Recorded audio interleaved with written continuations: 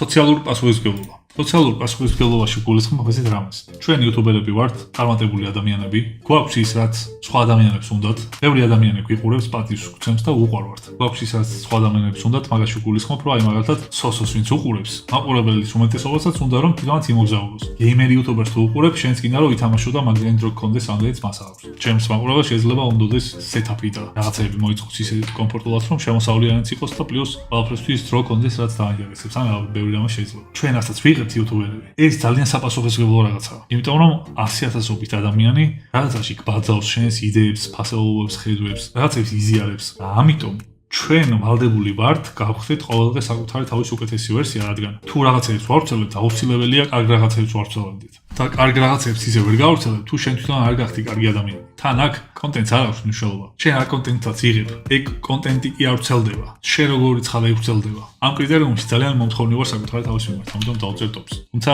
ესეც ძალიან ძნელია რომ ბოლომდე გესმოდეს.